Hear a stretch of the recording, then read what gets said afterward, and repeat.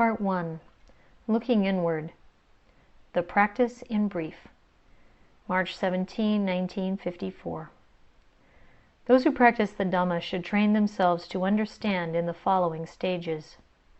The training that is easy to learn, gives immediate results, and is suitable for every time, every place, for people of every age and either sex, is to study in the school of this body, a fathom long, a cubit wide, and a span thick, with its perceiving mind in charge.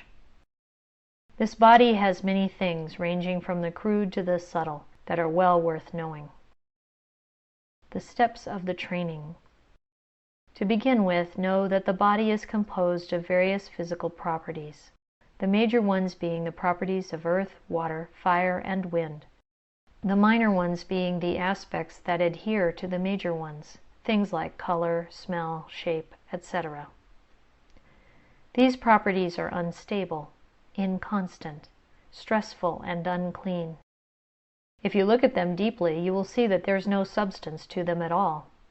They are simply impersonal conditions with nothing worth calling me or mine.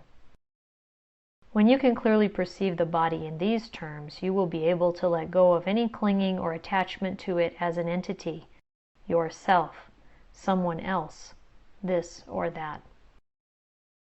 The second step is to deal with mental phenomena, feelings, perceptions, thought formations, and consciousness. Focus on keeping track of the truth that these are characterized by arising, persisting, and then disbanding. In other words, their nature is to arise and disband, repeatedly.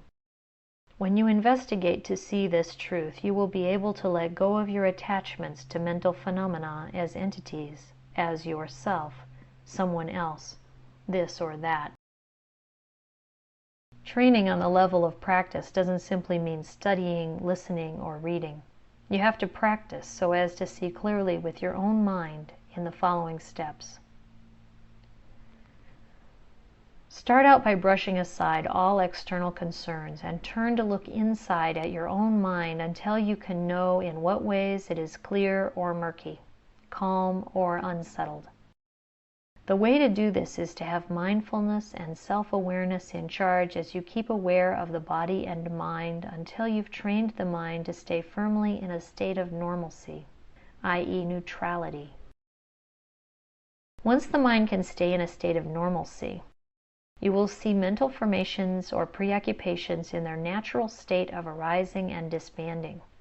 The mind will be empty, neutral, and still, neither pleased nor displeased, and will see physical and mental phenomena as they arise and disband naturally of their own accord.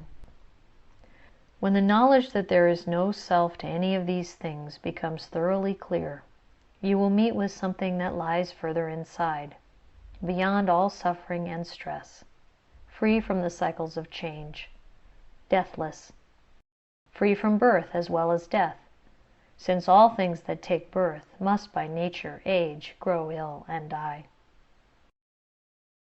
When you see this truth clearly, the mind will be empty, not holding on to anything. It won't even assume itself to be a mind, or anything at all. In other words, it won't latch onto itself as being anything of any sort. All that remains is a pure condition of Dhamma. Those who see this pure condition of Dhamma in full clarity are bound to grow disenchanted with the repeated sufferings of life. When they know the truth of the world and the Dhamma throughout, they will see the results clearly, right in the present, that there exists that which lies beyond all suffering. They will know this without having to ask or take it on faith from anyone, for the Dhamma is pacitam, something really to be known for oneself. Those who have seen this truth within themselves will attest to it always.